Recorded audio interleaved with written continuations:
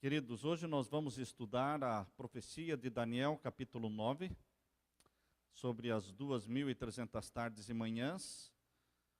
As 2.300 tardes e manhãs são mencionadas em Daniel, capítulo 8 e o verso 14. Porém, ela é explicada em Daniel, capítulo 9, versos 21 até o verso 27. É, sem dúvida, a maior profecia de tempo registrada na Bíblia. Já se haviam passado 11 anos desde que Daniel tivera a visão do capítulo 8. Fora-lhe declarado, em Daniel 8, 26, nós lemos: Tu, porém, cerra a visão, porque só daqui a muitos dias se cumprirá. Daniel sabia que a visão das 2.300 tardes e manhãs, embora ele não tivesse compreendido a visão, ele sabia que era para dali muito tempo na frente, para o tempo do fim. Mas Daniel estava ansioso para compreender o que significava aquele longo período de tempo. O cativeiro babilônico de 70 anos chegava ao fim e o profeta Daniel desejava profundamente saber como e quando o povo de Deus seria liberto e retornaria para Jerusalém. Desde a sua última visão, em Daniel 8,14, transcorreram-se muitas modificações. Babilônia já não existia mais como império mundial. A Medo-Pérsia agora era o poder reinante. Dirigida por Dario o Medo, reinava em Babilônia. O que viria em seguida? O que vai acontecer com o meu povo, pensava Daniel?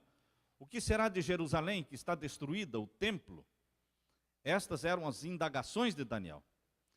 E é assim que nós vamos começar lendo Daniel capítulo 9, verso 1 em diante. Capítulo 9, versos 1 em diante.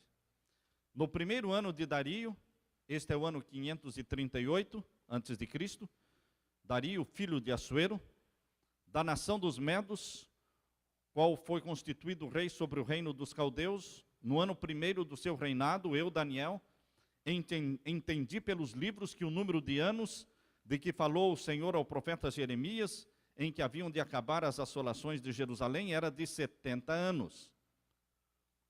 Levando ainda o fardo pelo bem de Israel, Daniel reviu a profecia dos 70 anos de Jeremias.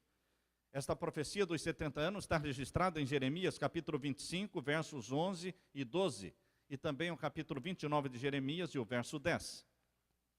A constante lembrança de que Jerusalém e o templo estavam totalmente destruídos entristecia o profeta Daniel. Daniel sabia que o período dos 70 anos do cativeiro chegava rapidamente ao fim e ele desejava imensamente saber como e quando o povo seria liberto e Jerusalém seria reconstruída. Nós começamos aqui no capítulo 9, a partir do verso 3, a oração de Daniel. Mais da metade do capítulo 9 de Daniel consiste da oração que ele fez em favor do povo de Israel. Ele suplicou que Deus perdoasse o povo, que tivesse misericórdia deles e que cumprisse as suas promessas. Daniel assumiu o papel de um intercessor, colocando-se no meio do povo, como se ele fosse também um dos pecadores no meio da multidão. Podem ler a partir do verso 3, nós vamos ler pulando algumas partes, indo essencialmente para a oração de Daniel.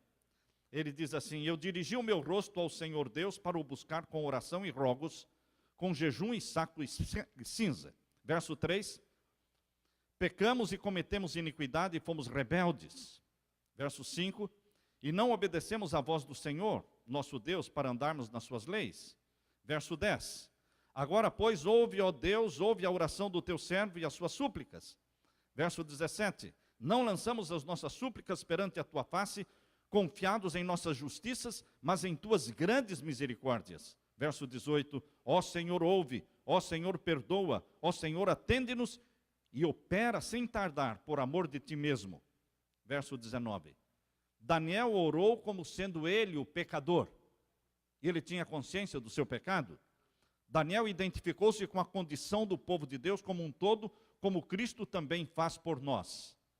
Depois de confessar as suas deficiências e pecados, e os pecados do povo, Daniel suplicou que Deus tivesse misericórdia de Jerusalém a cidade onde se encontrava o santuário e o povo de Deus.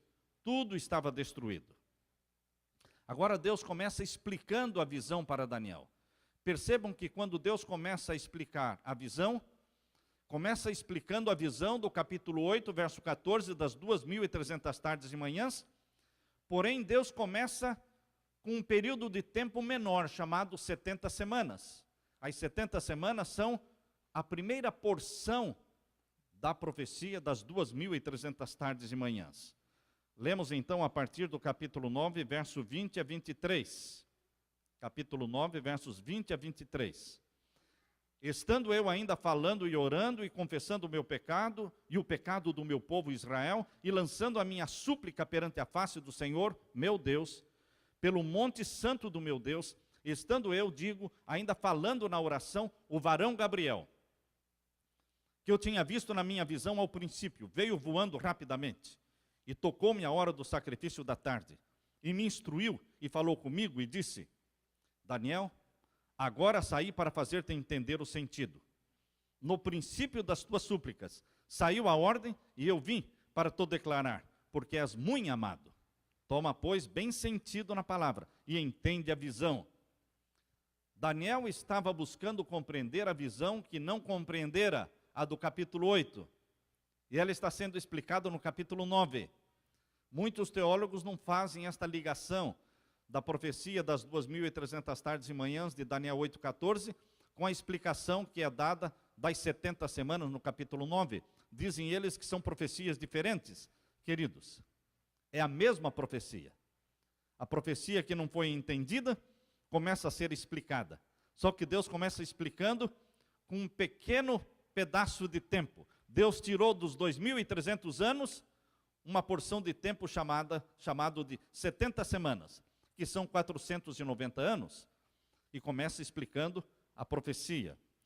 No capítulo 8, verso 1 e 2, capítulo 8, versos 1 e 2, por 3 vezes Daniel fez referência à visão do capítulo, e cada vez a palavra hebraica foi a mesma, razão. No capítulo 8, versos 1 e 2, Daniel se refere à visão usando a palavra hebraica razão. Daniel então descreveu o que viu na visão do capítulo 8, o carneiro, o bode, o chifre pequeno e assim por diante. Razão é a palavra hebraica se referindo à visão geral do capítulo 8.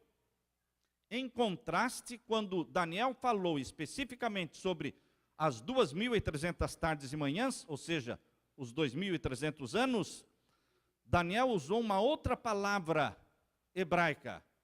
Não usou a palavra razão para a visão geral do capítulo 8, mas usou a palavra específica maré. A visão das 2.300 tardes e manhãs foi indicada pela palavra maré. Da tarde, a visão da tarde e da manhã que foi dita é verdadeira. Eu, Daniel, enfraqueci, estive enfermo alguns dias. Então me levantei e tratei dos negócios do rei. Espantava-me com a visão. A palavra visão aqui é maré. E não havia quem a entendesse. Daniel 8, 26. Percebam que a visão geral do capítulo 8, a palavra hebraica é razão. Mas a visão específica das 2.300 tardes e manhãs, em Daniel 8, verso 26, Daniel usa a palavra diferente, maré. Assim, em Daniel capítulo 8, temos duas palavras para a visão. Razão, para a visão geral, e maré, para a visão específica de Daniel 8, 14. Agora surgem novamente estas duas palavras em Daniel capítulo 9. Quando Gabriel aparece para Daniel, diz ali, falava eu ainda na oração, quando o homem Gabriel, que eu tinha observado na minha visão, qual é a palavra que Daniel usa agora no capítulo 9, explicando da visão geral do capítulo 8? Razão. Falava eu ainda na oração, quando o homem Gabriel, que eu tinha observado na minha visão, razão, ao princípio, me tocou, no princípio das tuas súplicas, saiu a ordem, e eu vim para te declarar, porque és muito amado. Considera, pois, a coisa e entende a visão. Considera, pois, a coisa e entende a visão. Quando o anjo falou entende a visão, não estava se referindo à visão geral, que ele tinha entendido sobre a questão do bode e do carneiro, ele entendeu a visão geral, a razão, mas ele não tinha entendido a visão específica das 2.300 tardes e manhãs, maré, essa era a palavra. E agora quando o anjo disse, eu vim para tu declarar, e entende a visão, o anjo usou a palavra maré, a visão específica das 2.300 tardes e manhãs. Por isso, queridos, o próprio anjo está dizendo que a visão que ele passará a explicar para Daniel, no capítulo 9, é a visão, não a geral do capítulo 8, mas a visão específica das 2.300 tardes e manhãs, identificada especificamente pela palavra maré. Daniel ficou tão impressionado com a rápida resposta de Deus à sua oração, ele disse, estando eu ainda falando na oração, que privilégio saber que quando você está orando, Deus vê. Que privilégio sabermos que Deus nos ouve quando oramos, assim como ouviu a Daniel. Gabriel veio para explicar a visão a Daniel das 2.300 tardes e manhãs. Queridos, as 70 semanas foram cortadas dos 2.300 anos. Gabriel começou explicando a visão dos 2.300 anos, usando uma outra profecia de tempo menor, chamada 70 semanas. Abra sua Bíblia agora em Daniel capítulo 9, verso 24. Daniel capítulo 9 e o verso 24. Aqui lemos. 70 semanas estão determinadas sobre o teu povo e sobre a tua santa cidade, para extinguir a transgressão e dar fim ao pecado, e para expiar a iniquidade e trazer a justiça eterna, e selar a visão e a profecia, e para ungir o santo dos santos. Portanto, Deus separou dos 2.300 anos, separou 70 semanas, ou seja, 490 anos, especificamente para o povo de Israel, o povo de Daniel. Esta é a prova mais clara do princípio dia-ano. A ordem para restaurar e para reconstruir Jerusalém foi dada muitos séculos antes de Cristo.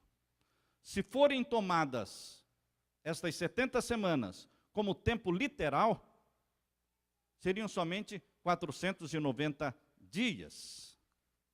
Isso não levaria ao nascimento do Messias, seria uma profecia curta.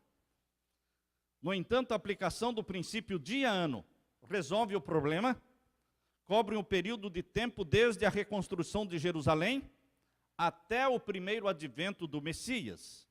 Em resumo, Jesus prova a validade do princípio dia-ano nesta profecia. As 70 semanas são 70 semanas anos. 490 anos. 70 vezes 7, 490. A palavra hebraica traduzida aqui, determinadas, separadas para o teu povo. Elas foram cortadas dos 2.300 e separadas para Israel. Percebam, irmãos, que Israel tinha ido como cativo para a Babilônia por causa da desobediência. Eles não cumpriram com o plano de Deus, por isso foram para o cativeiro. E agora estavam voltando do cativeiro. E Deus está dizendo que lhes daria mais 490 anos de graça. Mais 490 anos como uma segunda chance para que entrassem no programa de Deus. Lembram do sermão que fizemos hoje de manhã sobre o plano A? Deus queria preparar o mundo para a primeira vinda de Jesus? Pois bem, eles não cumpriram com o plano de Deus, por isso foram levados cativos para a Babilônia e permaneceram 70 anos. E quando voltaram, Deus disse, eu ainda estou com o plano A, para chamar a atenção do mundo para vocês e atrair a atenção do mundo para vocês, para que vocês preparem o mundo para a primeira vinda de Jesus, a vinda do Messias. E agora eu vou lhes dar mais 490 anos de oportunidade, de misericórdia, de graça, para a nação de Israel, para o povo de Deus, povo escolhido, povo peculiar. 70 semanas, diz o verso 24 de capítulo 9 de Daniel, 70 semanas estão determinadas sobre o teu povo, sobre a tua santa cidade. O que deveria ser realizado no período dos 490 anos? durante essas 70 semanas, que são 490 anos, o que deveria acontecer durante este período? Primeiro, cessar a transgressão.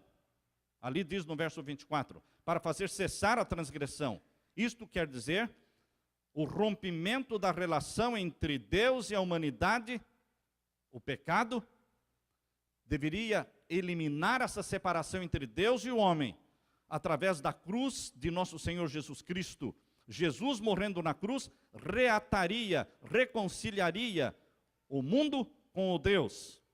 O relacionamento de Deus com a humanidade seria restabelecido através da cruz de nosso Senhor, que ocorreria dentro desses 490 anos.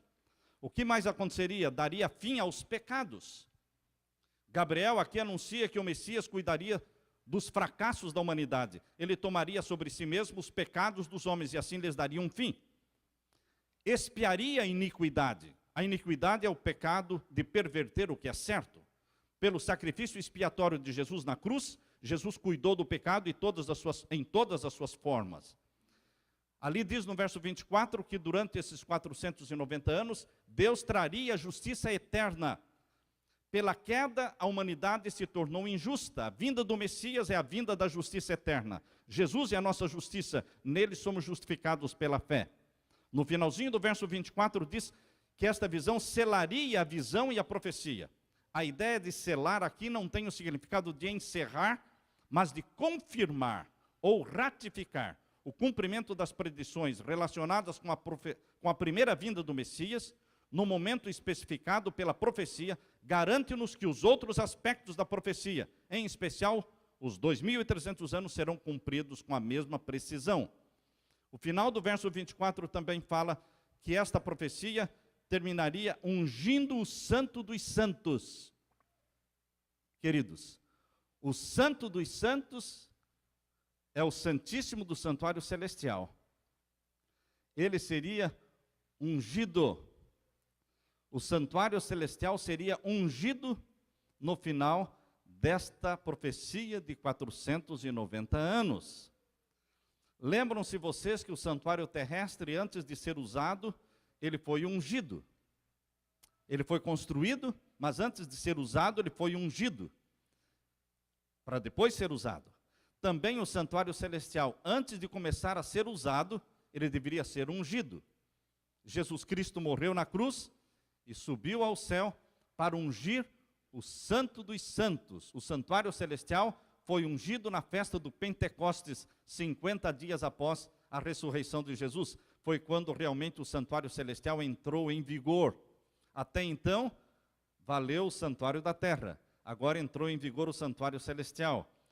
A unção do santuário celestial ocorreu após a ascensão de Jesus ao céu. Por isso diz aqui que no final desta profecia dos 490 anos, ele ungiria o Santo dos Santos.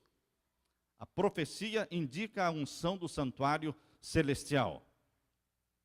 A profecia dos 490 anos nos leva a vários acontecimentos, irmãos.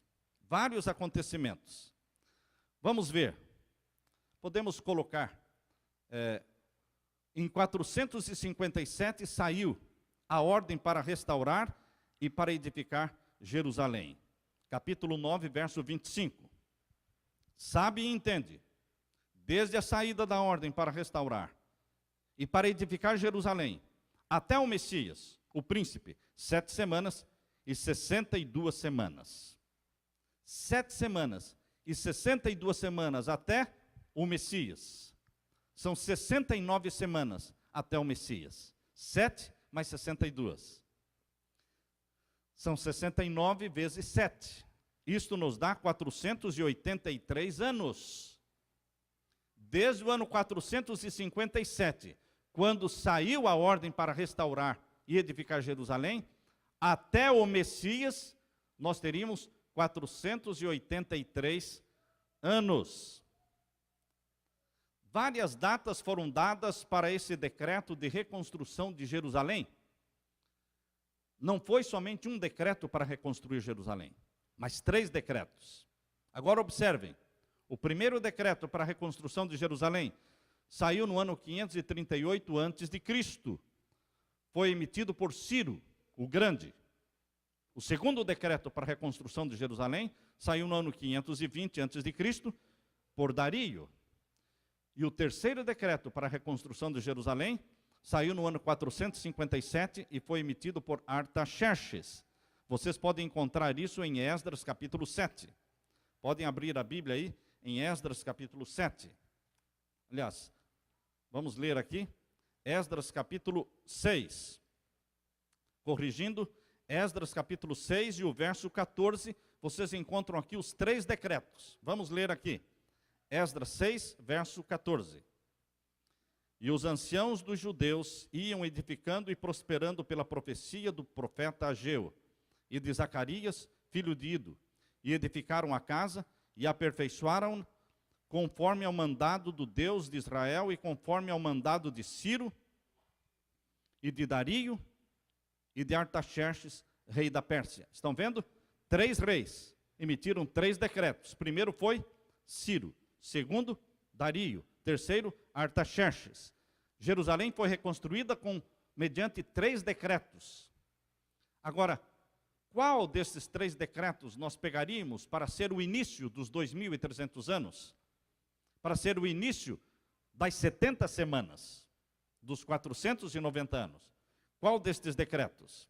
Pois bem, queridos, nós temos o primeiro decreto em 538. Se você pegar esta data e tirar dali 483, você não chega até Jesus. A data correta é aquela que levaria até o Messias. O Messias viveu no tempo de Pilatos. Pilatos governou, o governador romano na Palestina, do ano 26 ao ano 36. Qual é o ano em que Pilatos governou? Do ano 26 ao ano 36. Quando Jesus foi batizado e quando Jesus morreu na cruz, o governador romano na Palestina era Pilatos. Então, queridos, desses 3 decretos para a reconstrução de Jerusalém, o primeiro foi em 538, o segundo foi em 520 e o terceiro foi em 457. Nós temos que escolher um que chega até Pilatos, o tempo em que Jesus morreu. Se você pegar os 2 primeiros e tirar 483 anos, que são as 69 semanas, até o Messias, você não chega até Jesus e não chega até Pilatos. Então, os 2 primeiros decretos não são os decretos indicados pelo Espírito Santo para iniciar a profecia. Forçosamente, nós temos que escolher o terceiro decreto, 457. E então, se você diminuir 457 de 483, você vai ter que número? 26. 26. Então, no ano 26 da era cristã, Jesus devia ser batizado. Por quê? A Bíblia diz que ele foi ungido no batismo. 69 semanas até o Messias. Messias é a palavra hebraica. Cristo é a palavra grega. E ungido é a palavra em português. Então, ungido em português, Cristo em grego e Messias em hebraico. 69 semanas, ou seja, 483 anos para chegar até o Messias, a unção do Filho de Deus. O Filho de Deus foi ungido publicamente no batismo. Portanto, queridos, nós vemos aí, Jesus foi batizado no ano 27, mas a conta matemática que você faz de 483, quem tiver o papel e quiser fazer aí com lápis, 483 menos 457 vai dar 26 e não 27. Acontece que toda conta que você faz, que envolve a era antes de Cristo para a era depois de Cristo, você tem que acrescentar o número 1. Por quê? Porque antes de Cristo os anos vinham decrescendo. 457 antes de Cristo, 456, 455, 454, ia decrescendo. Aí chegou o ano 3 antes de Cristo, o ano 2 antes de Cristo, o ano 1 antes de Cristo. Do ano 1 antes de Cristo pulou para o ano 1 depois de Cristo. Não existe o ano 0. Por isso, na conta matemática, você tem que acrescentar 1. Você pegou 457 e diminuiu de 483. Deu 26, acrescenta 1, fica 27. 27 é o ano em que o Filho de Deus seria ungido. Seria feito o Messias. O Cristo foi ungido no batismo, no ano 27. O primeiro decreto, portanto, irmãos, não é o válido 538, o segundo decreto também não é o válido 520, mas o terceiro decreto, por Artaxerxes, foi o decreto válido para ser o início da profecia dos 490 anos, as 70 semanas, como sendo o ponto de partida para a profecia dos 2.300 anos. Aqui diz, em Esdras capítulo 7, versos 7 e 8. Esdras capítulo 7, versos 7 e 8. Nós lemos. Também subiram a Jerusalém alguns dos filhos de Israel e dos sacerdotes e dos levitas, e dos cantores e dos porteiros e dos netinins, no ano 7º do rei Artaxerxes. E no mês 5º veio ele a Jerusalém, e era o 7º ano deste rei. O 7º ano de Artaxerxes caiu no ano 457 antes de Cristo. Lembrem-se, Artaxerxes era filho de Ester, com Assuero. Artaxerxes era filho de Ester, a rainha Ester, com Assuero. Ele era rei da Pérsia, mas ele tinha sangue judeu correndo nas suas veias. Veja, queridos, foi ele quem completou a construção e reedificação de Jerusalém e do templo, financiando com ouro, com dinheiro, com tudo o que precisava. E por que todo esse favor? Porque ele adorava o Deus de Israel. A mãe dele era judia. É impressionante, irmãos, como Deus usou não somente a Ciro, chamando de o meu pastor, e a Dario, mas usou também Artaxerxes para cumprir a profecia. Vamos agora ler de novo Daniel capítulo 9, verso 25. Leia comigo, Daniel capítulo 9, verso 25. Sabe e entende, desde a saída da ordem para restaurar e para edificar Jerusalém, qual é essa data? 457. Até o Messias, ou seja, até o batismo de Jesus, 7 semanas e 62 semanas, ou seja, 69 semanas vezes 7 dão 483 anos. As ruas e as tranqueiras de Jerusalém seriam reedificadas, mas em tempos angustiosos. Aí temos então o gráfico, 457, começando então a reconstrução de Jerusalém, foi concluída em 408, a reconstrução de Jerusalém, e então no ano 27, o batismo de Jesus. Agora vamos estudar a profecia com relação à última semana. A última semana, queridos, a última semana é a semana do Messias, é a semana do ministério do Messias na terra. Esta data do ano 27 para o batismo de Jesus é uma data comprovada historicamente. Nós encontramos em Mateus capítulo 3, verso 16 a 17. Mateus capítulo 3, versos 16 a 17 diz: E sendo Jesus batizado, saiu logo da água. Eis que se lhe abriram os céus. E eis que se lhe abriram os céus, e viu o Espírito de Deus descendo como pomba e vindo sobre ele. E eis que uma voz dos céus dizia: Este é o meu Filho amado, em quem me comprazo. Agora vejam como a profecia se cumpriu historicamente. Em Lucas capítulo 3, abra sua Bíblia. Em Lucas capítulo 3, verso 1 e 3. Vamos ler Lucas capítulo 3, versos 1 e 3. Lucas capítulo 3 fala do tempo em que João Batista começou a batizar. e o tempo em que Jesus foi batizado para ele.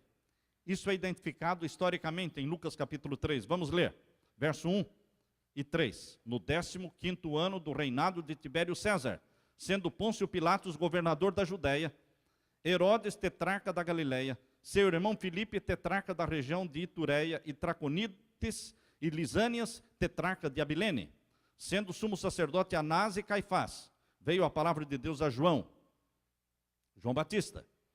Viu como Deus deu uma data histórica, usando vários fatos históricos que podem ser comprovados para mostrar que o ano em que Jesus Cristo foi batizado é legítimo e pode ser comprovado por essas datas históricas mencionadas aqui.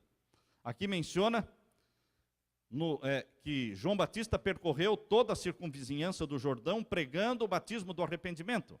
E aconteceu que ao ser o povo batizado, também o foi Jesus, e o Espírito Santo desceu sobre ele. Nós lemos então no capítulo 3, verso 1 de Lucas, dizendo que João começou a batizar no 15º ano do reinado de Tibério César. Mesmo quem não tem Bíblia, mesmo quem não conhece a palavra de Deus, se for ler sobre o Império Romano e os imperadores de Roma, vão descobrir que Tibério César foi um deles. E pode historicamente comprovar o ano ou a data em que Tibério César reinou.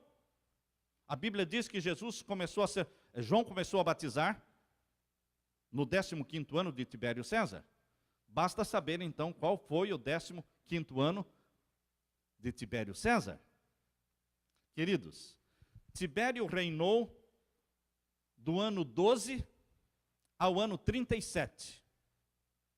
Tibério reinou do ano 12 ao ano 37.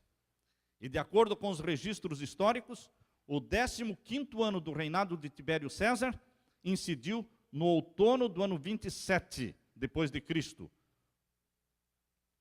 Nesse ano Jesus foi batizado. Se ele começou a reinar no ano 12, o 15º ano do reinado dele cai no ano 27. Depois de Jesus ser batizado, disse: o tempo está cumprido. Marcos capítulo 1, verso 15. Por que Jesus disse ao ser batizado: o tempo está cumprido? Que tempo? O tempo da profecia, das 69 semanas, mostrando que no final das 69 semanas ele deveria ser batizado, ser ungido publicamente.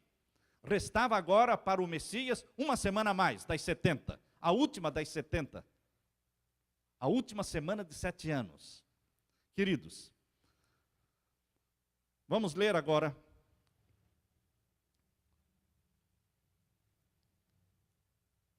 abra sua Bíblia em Daniel capítulo 9, verso 26 e 27. Daniel capítulo 9, verso 26 e 27. Depois das 62 semanas, há pessoas que se confundem aqui. Porque aqui fala depois das 62 semanas. Porque o verso anterior, irmãos, fala 7 mais 62. Vamos ler de novo? Daniel capítulo 9 e o verso 25. Capítulo 9, verso 25. Sabe e entende? Desde a saída da ordem para restaurar e para edificar Jerusalém até o Messias, o príncipe, 7 semanas e 62 semanas. Por isso que o verso 26 diz depois das 62 semanas. Quando fala no verso 26, depois das 62 semanas, se refere depois das 69 semanas. Porque as 69 semanas estão divididas, 7 e 62. Passaram 7, passaram 62, depois das 62. Mas na realidade são 60. Vocês entenderam? Muitas pessoas se confundem aqui. E o verso 26 então diz: depois das 62 semanas, ou seja, depois das 69, 7 mais 62, depois dos 483 anos, o que aconteceria? Será tirado o Messias. Vocês estão percebendo que 457 anos antes do nascimento de Jesus, foi dado o ano em que ele seria batizado, o ano em que ele seria morto. Essa profecia da Bíblia poderia ser estudada por qualquer um do povo de Deus. Satanás conhecia esta profecia. Satanás, como eu disse hoje no sermão de manhã, não sabia o dia e a hora da primeira vinda de Jesus. Mas ele sabia o tempo da vinda de Jesus. Porque ele calculou. Ele vai ser batizado no ano 27. Ele vai morrer no ano 31.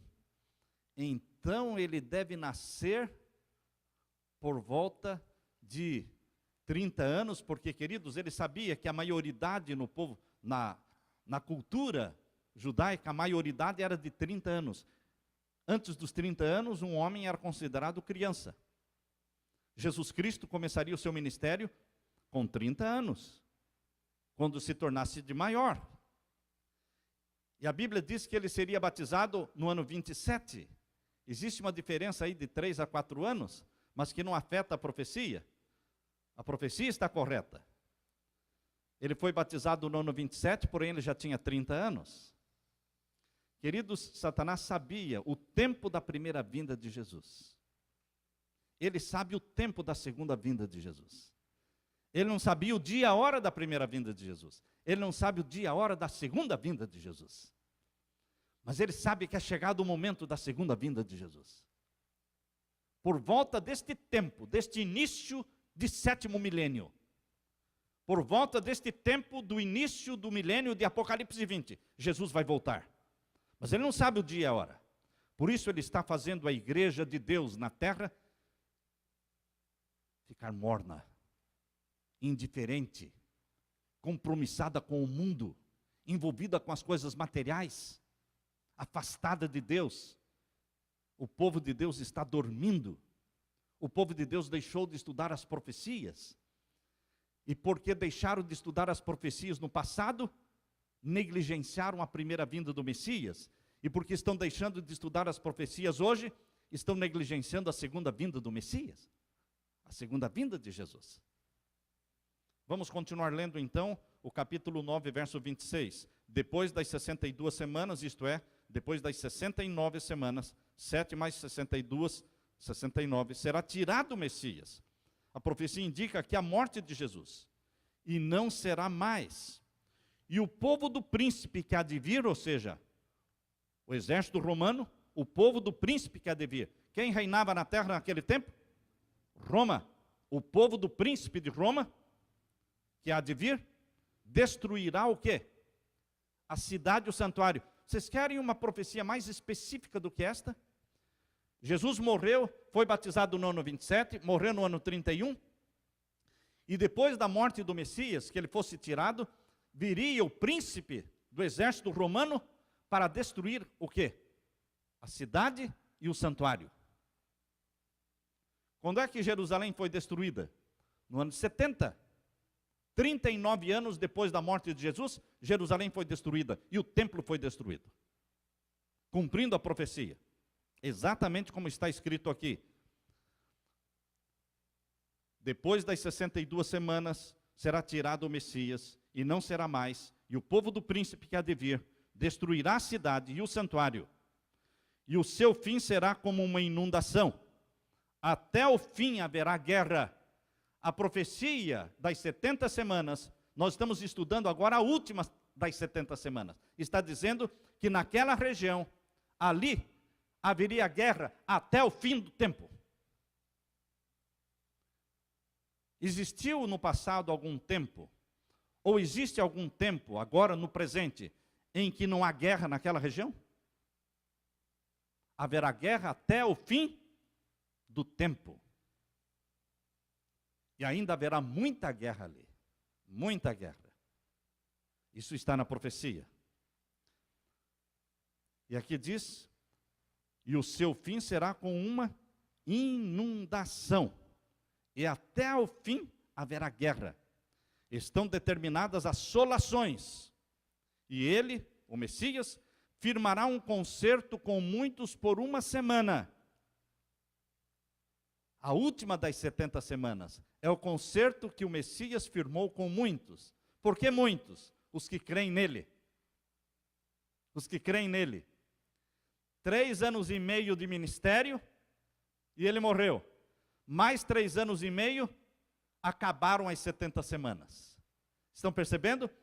3 anos e meio de ministério, do ano 27 ao ano 31, foi a metade da última semana. Depois mais 3 anos e meio, chegamos no ano 34. Quando acabaram as 70 semanas, acabou o tempo de graça e de misericórdia para o povo de Israel como nação escolhida.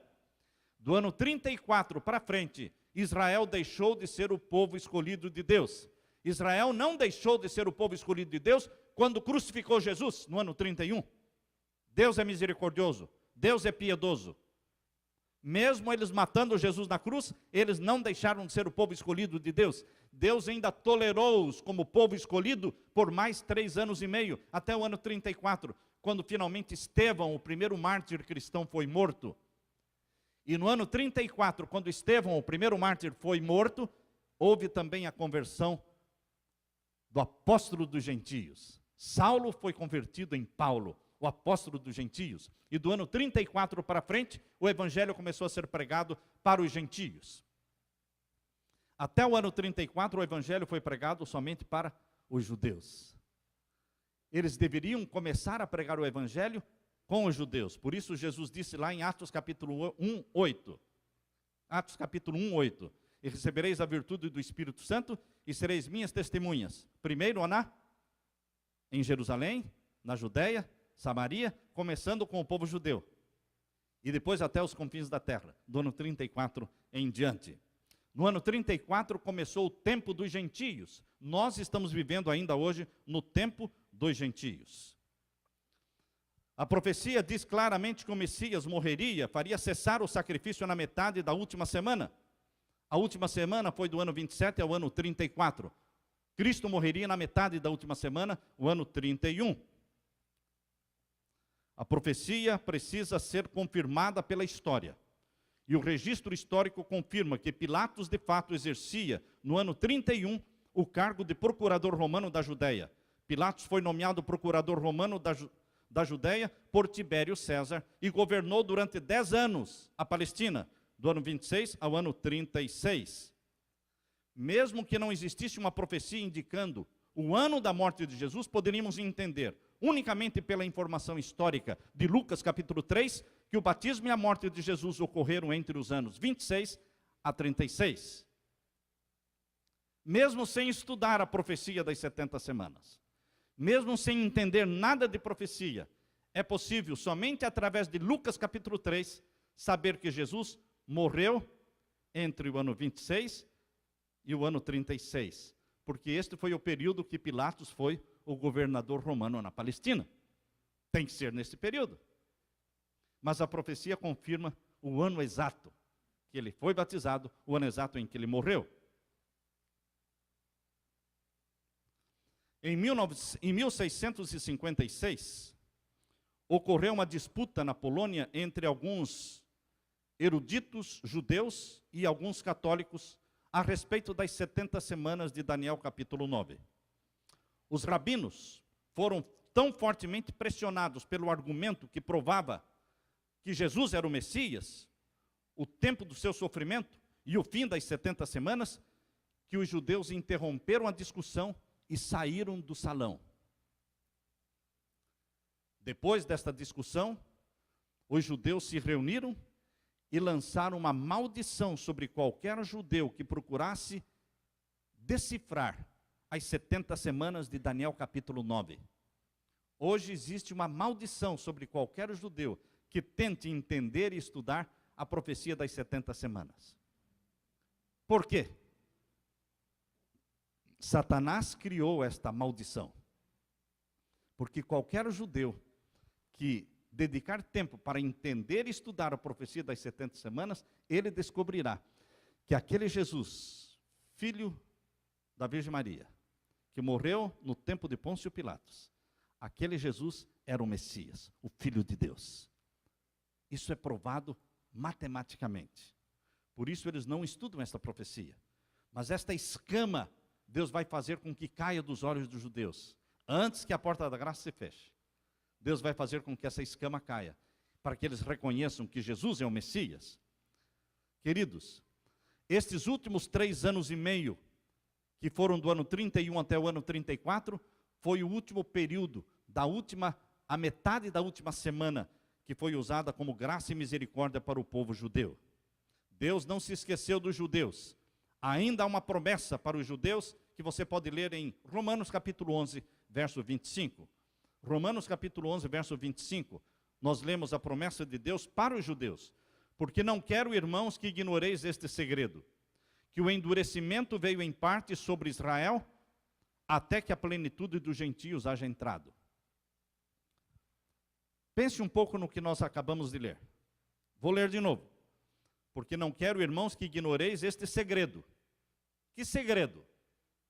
Quando a Bíblia fala de segredo, é uma coisa que você tem que estudar, prestar atenção. O endurecimento que veio sobre Israel, veio em parte, intencional. Deus permitiu. Até que se complete, até que venha a plenitude dos gentios. O tempo dos gentios começou no ano 34. Ali começou. Quando vai ser a plenitude dos gentios? Se o início da pregação do evangelho para os gentios foi o ano 34, a plenitude dos gentios será a conversão da grande multidão. Quando houver a conversão da grande multidão, que são como a areia do mar.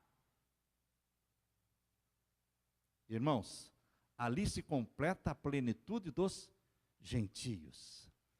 Então o que resta, antes de Deus fechar a porta da graça, é Deus fazer cair as escamas dos olhos dos judeus, para que enxerguem Jesus como Messias. Antes da porta da graça se fechar. Porém, depois que se completar a plenitude dos gentios, que é a conversão da grande multidão da hora 1/10, então virá o tempo em que os gentios convertidos, e agora os judeus sendo perseguidos também por causa do decreto dominical, eles guardando o sábado, sendo perseguidos por causa do sábado, através da lei dominical, eles também reconhecerão Jesus como Messias. Esse vai ser um tempo de sofrimento para os judeus. Após a plenitude dos gentios. Agora vamos estudar. Abra sua Bíblia em Daniel capítulo 8, verso 14. Ali nós lemos: até 2.300 tardes e manhãs e o santuário será purificado. A Bíblia mostra que o santuário celestial seria purificado a partir dos 2.300 anos. Para entendermos o que é a purificação do santuário do céu, nós temos que entender o que é a purificação do santuário da terra.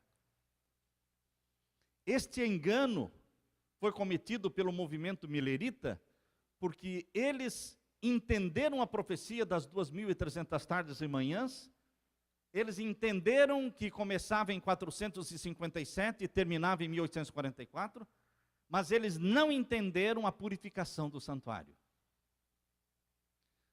A purificação do santuário da terra acontecia no dia 10 do 7º mês, chamado de dia da expiação. O único dia em que o sumo sacerdote entrava no lugar santíssimo do santuário da terra, para fazer purificação do santuário, purificação de todos os pecados ali acumulados durante o ano todo, porque todos os dias os pecados estavam sendo confessados, e todos os dias os pecados iam sendo transferidos do pecador para o cordeiro, do cordeiro para o sacerdote, do sacerdote para dentro do Santíssimo. Iam sendo acumulados os pecados durante o ano todo. Porém, Deus marcava um dia para ser feita a purificação do santuário. E essa purificação feita era lá no Santíssimo. O sumo sacerdote pegava 2 bodes, um representando Jesus e outro bode representando Satanás. O bode representando Jesus era morto, e com o sangue deste bode representando Jesus, ele entrava no lugar santíssimo e fazia a purificação do santuário. O outro bode, que representava Satanás, não era morto, não era derramado o seu sangue, não era feita nenhuma purificação do santuário com o bode representando Satanás. Mas depois de terminada a purificação do santuário, quando o sumo sacerdote saía do Santíssimo, depositava sobre a cabeça do bode, que representava Satanás, os pecados que foram retirados do santuário. E agora aquele bode representando Satanás era levado para o deserto, deixado para morrer no deserto. Representando que Satanás tomará sobre si os pecados de todos aqueles que ele fez pecar. Todos os pecados que cometemos têm participação minha e tem participação de Satanás. Quando eu me arrependo e peço perdão a Jesus, ele perdoa a minha parte. Mas ele não perdoa a parte que Satanás teve. Satanás vai pagar por todos os pecados que ele praticou, por todos os pecados que ele levou os filhos de Deus a praticarem, por todos os pecados que ele levou os ímpios a praticarem. Ele é o pai do pecado, ele é a raiz. O fogo, o lago de fogo e enxofre, destruirá e queimará raiz e ramo. Ou seja, Satanás, a raiz do pecado, e os ramos, ou seja, os ímpios não arrependidos. Queridos, a purificação do santuário da terra era feita no Santíssimo. A purificação do santuário celestial também é feita no Santíssimo. Jesus Cristo, quando subiu ao céu, subiu para trabalhar no lugar santo do santuário celestial. Jesus morreu no pátio do santuário celestial. O pátio do santuário celestial é o planeta Terra. E o altar de sacrifício do santuário celestial é o Monte do Calvário. E a pia do santuário celestial é o tanque batismal. Todos aqueles que querem ser salvos têm que passar pelo Monte do Calvário, que é o altar de sacrifício, onde o Cordeiro de Deus que tira o pecado do mundo foi morto. Eu tenho que lançar mão do sangue de Jesus para perdão dos meus pecados. E Jesus disse, aquele que crer e for batizado será salvo. Eu tenho que passar pelas águas do tanque batismal. E então eu entro na presença de Deus como filho de Deus. No lugar santo do santuário celestial, Jesus intercedeu por todos os filhos de Deus. Desde o ano 31, quando ele subiu ao céu, no ano 31, ele começou a oficiar como nosso sacerdote no lugar santo. Primeiro, ele trabalhou no santuário, no pátio do santuário celestial. A próxima fase era o lugar santo. Nós temos que entender o santuário em 3 fases: pátio, santo e santíssimo. Era assim que era no santuário da terra e assim é no santuário do céu. O trabalho de Jesus no pátio foi a sua morte no Monte do Calvário. E a pia representa o tanque batismal. Mas quando Jesus subiu para o céu, ele começou a trabalhar no lugar santo, como nosso intercessor. Mas em 1844, irmãos, a Bíblia diz, no final dos 2300 anos, começaria a purificação do santuário. Foi no dia 22 de outubro de 1844 que Jesus passou do santo para o santíssimo e iniciou a obra de julgamento. A obra da purificação do santuário celestial diz respeito ao julgamento que começou pelos mortos. Nome por nome começou a ser julgado. Desde Adão e Eva, todos os mortos em Cristo passaram a ser julgados. Mas o juízo dos mortos, que começou em 1844, logo vai passar para os vivos. Chegará o juízo dos vivos. E quando chegar o juízo dos vivos, os vivos serão julgados e selados. Por que que Deus começou o juízo pelos mortos? Porque os mortos já estão selados ao morrerem. O seu caráter não pode ser mudado depois da morte.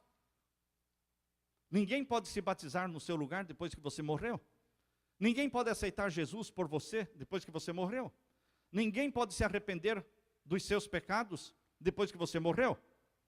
Ninguém pode fazer nada por você depois da sua morte. Ou seja, quando você morre, o seu caráter está selado. Ou você morreu em Cristo, ou você morreu sem Cristo. Por isso os mortos podem ser julgados porque estão selados. E Jesus começou o julgamento pelos mortos.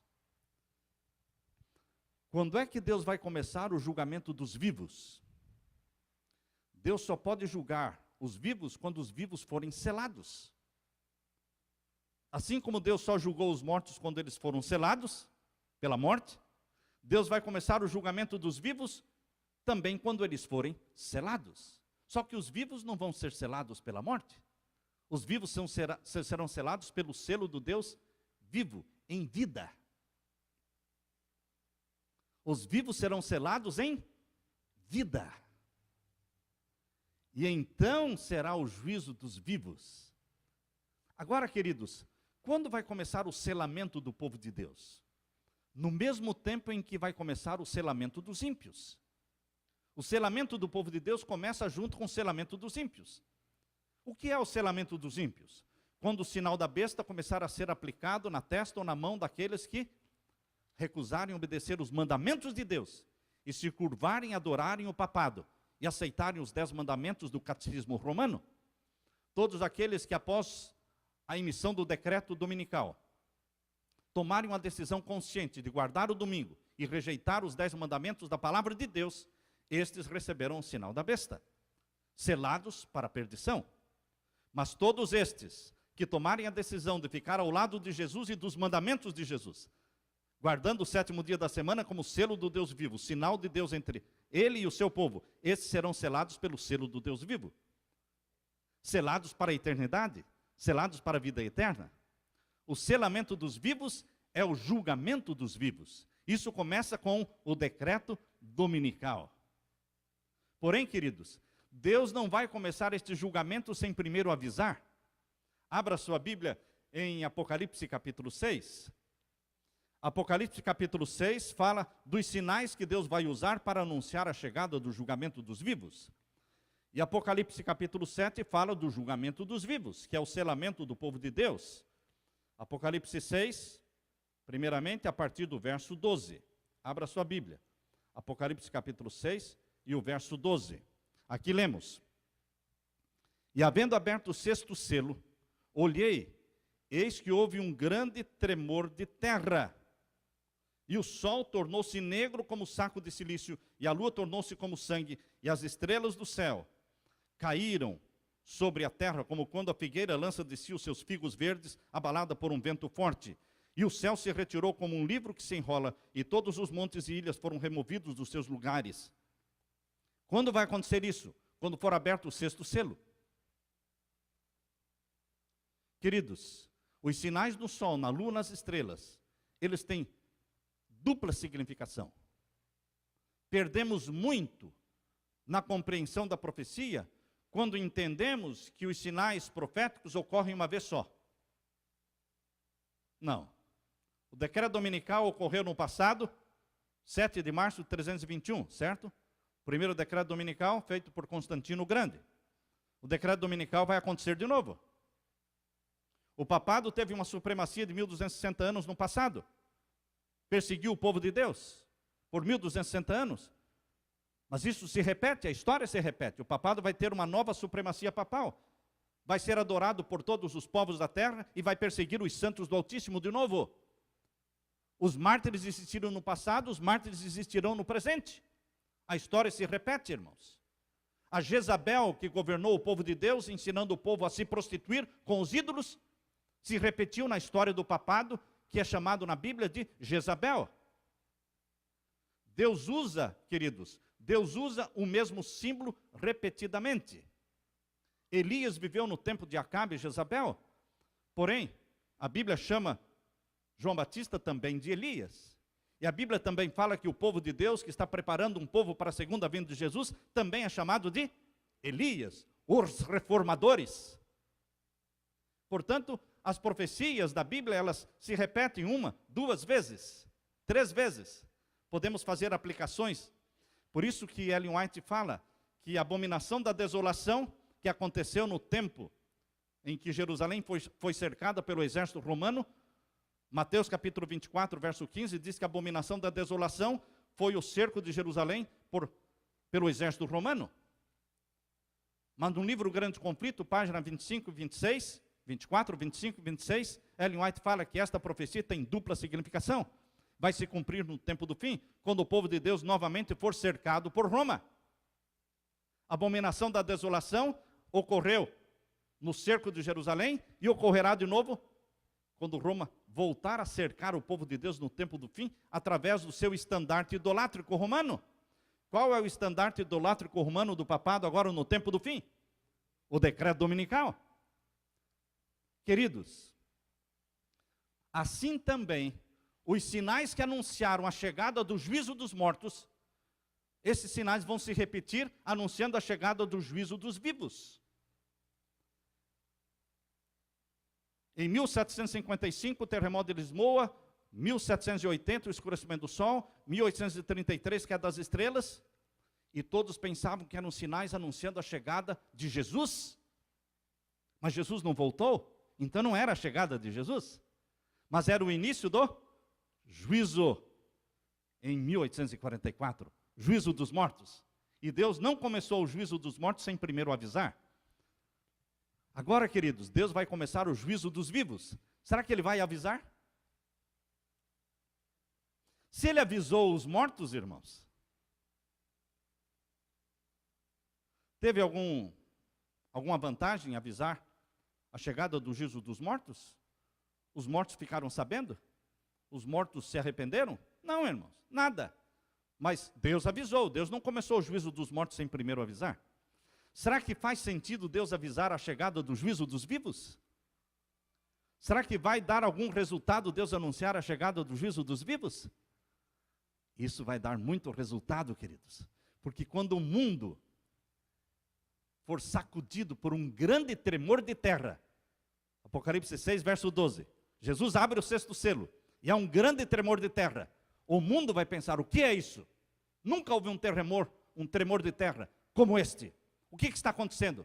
Nós vamos dizer, é a chegada do juízo dos vivos. Vai começar o selamento do povo de Deus. Vai sair o decreto dominical. E o povo de Deus vai ser selado pelo selo do Deus vivo. E então o sol vai se escurecer. E as estrelas vão começar a cair. Ilhas e montes começarão a desaparecer, se mover dos seus lugares. E o povo apavorado estará perguntando o que é isso? E o povo de Deus terá uma resposta. É a chegada do dia do juízo dos vivos. Agarre-se a Jesus como seu salvador pessoal e seja obediente a Ele e receba o selo do Deus vivo. Sabem, queridos, neste tempo haverá uma conversão como nunca houve. Uma multidão como chamada na Bíblia a grande multidão, os conversos da hora undécima. E então a porta da graça vai se fechar, porque o povo de Deus estará selado pelo selo do Deus vivo. Queridos, nós estamos nos aproximando do tempo do juízo dos vivos. Desde 1844, o juízo dos mortos já começou. Quando será o juízo dos vivos? Tão logo saia o decreto dominical. Isso não vai ser no anonimato, em segredo.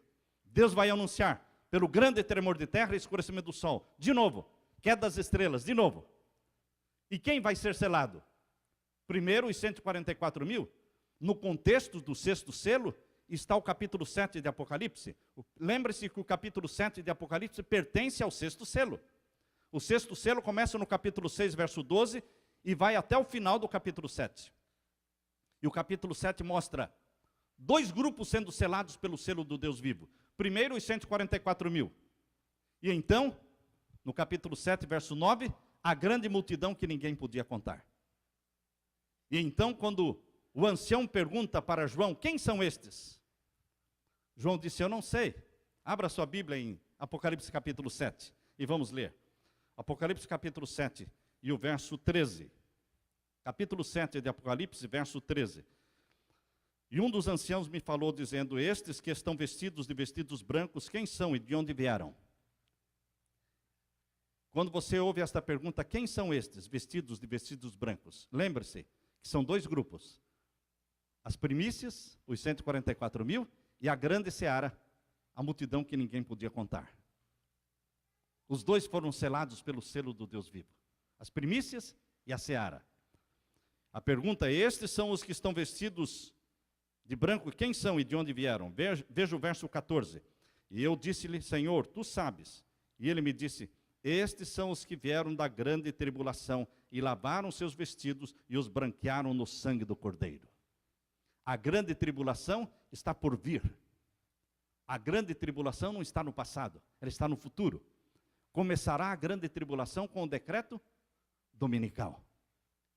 E então os selados pelo selo do Deus vivo são vistos por João como vestidos de vestiduras brancas. Estes são os que vieram da grande tribulação, lavaram suas vestiduras no sangue do Cordeiro.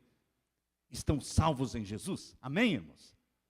Você está sendo convidado para fazer parte deste povo vestido de branco, vestido com a justiça de Jesus Cristo.